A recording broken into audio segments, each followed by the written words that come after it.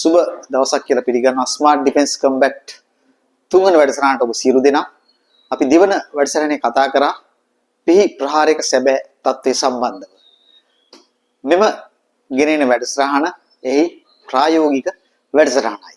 ඔබ ඉගෙන ගත්තා මේ දෙවනි වැඩසටහනේදී පිහි ප්‍රහාරයකදී දුර ප්‍රමාණයන් සම්බන්ධව සැලකිලිමත් වෙන්න ඕනේ කියන එක සම්බන්ධව. එහි මම ඔබට කියලා දුන්නා දුර ප්‍රමාණවල තුනක් සම්බන්ධව. පළවෙනි එක safe distance ආරක්ෂාකාරී දුර, දෙවෙනි එක danger distance අනතුරුදායකයේ දුර, තුන්වෙනි එක contact distance.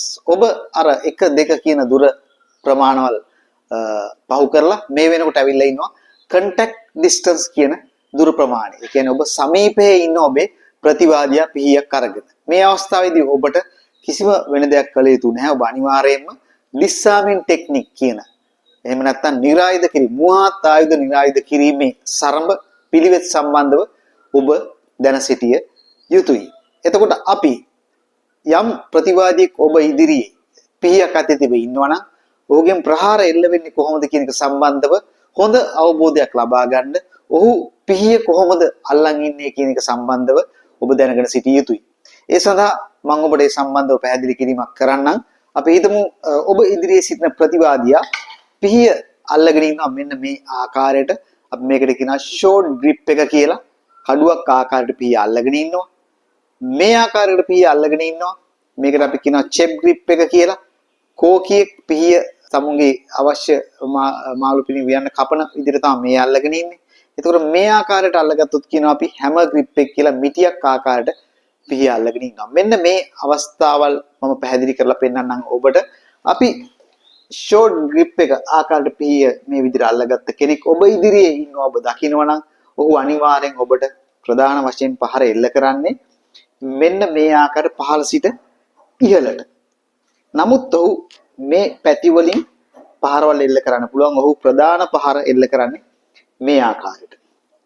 ඔබ ඉදිරියේ ඉන්න ප්‍රතිවාදියා පිහිය අල්ලන් ඉන්නවා නම් චෙප් ග්‍රිප් එක එහෙම නැත්නම් කෙලින් මෙන්න මේ ආකාරයට මේ ඇඟිල්ල මේ ස්ථානේ තියලා ඒ පී ප්‍රහාර එල්ල වෙන්නේ මූලික වශයෙන් මෙන්න මේ ආකාරයට කෙලින් තමන්ගේ ශරීරයට. එතකොට ඔහුගේ අතින් මේ ආකාරයට ප්‍රහාරවල එල්ල වෙන්න පුළුවන්. නමුත් මූලික ප්‍රහාරය එල්ල වෙන්නේ මේ ආකාරයට. නේද? හැමර් ග්‍රිප් එක. මේ ආකාරයට පිහිය අල්ලන් ඉන්නවා. ඔබ දුටුවොත් ඔබේ ප්‍රතිවාදියා ඉදිරියේ ඉන්න ඔහු වඩාත් විශේෂයෙන් ප්‍රහාර එල්ල කරන්න ප්‍රධාන වශයෙන් මෙන්න මේ ආකාරයට ඉහළ සිට පහළට. නමුත් ඔහුගෙනුත් මේ වගේ ප්‍රහාරවල් එල්ල වෙන්න පුළුවන්. ඊට අමතරව ඔබ සැලකිය යුතුයි. ඔබට ප්‍රහාරයක් පිහියකින් එල්ල කරනවා නම් ගොඩාක් විට කෙනෙක් ඔබගේ ශරීරයෙන් මේ ආකාරයට අල්ලගෙන තමයි පහර එල්ල කිරීම කරන්නේ. ඒ වගේම තමයි පිහි ප්‍රහාරවල් වලින් බේරීම සඳහා මූලධර්ම කීපයක් තියෙනවා. ඒ මූලධර්ම කීපය සම්බන්ධව ඔබ දැන සිටිය යුතුයි. පළවෙනි එක තමයි grab කියලා කියන්නේ අපි සිංහලෙන් කියනවා අල්ලා ගැනීම. දෙවෙනි එක closing කියලා කියන්නේ ළඟට යාම, ලංවීම පිහි අත ඇති කෙනාට. ඊට පස්සේ take down ඔහු බිම හෙලීම සහ escape කියලා කියනවා එතනින් බේරි පලා යාම. ඉතින් ඔබ පිහියක් ගත්ත කෙනෙක් ඉදිරියේ වීරයෙක් විය යුතු නැහැ. ඔබ අනිවාර්යෙන් ජීවිතේ බේරා ගැනීම සඳහා සවයි විය යුතුයි.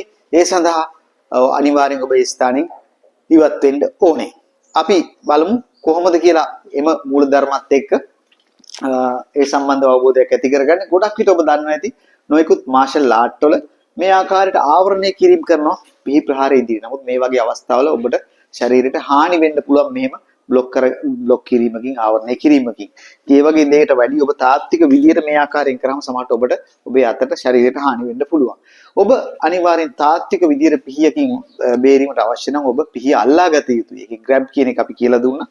මේ ආකාරයට ඔබ පිහිය අල්ලාගත යුතුයි. ප්‍රථමයෙන් මේ ආකාරයට. ඒතර පිහිය අපි අල්ලාගත්තට පස්සේ ඊළඟට අපි මූලධර්මය තමයි ළඟට ලං වීම. එතකොට ලං වුණාට පස්සේ උඩ පිහිය එහෙට මෙහෙට මූව් කරන්න බෑ, ගමන් කරන්න බෑ. නමුත් මාරාන්තික නොවන තුවාල ඇති කරන්න පුළුවන්. තමුන්ගේ අත් කකුල් කැපෙන්න පුළුවන්. නමුත් මරණීය තුවාල ඇති කරන්න බෑ. පිහිය ට්‍රැවල් කරන්න බෑ. ඊට පස්සේ ක්ලෝසින් කියන ස්ථානේ මම ඉන්නේ අල්ලගත්තා. ක්ලෝසින් ලං වුණා. ඊට පස්සේ ඔබ අනිවාර්යයෙන්ම ඔහු ටේක් ඩවුන් කළේ.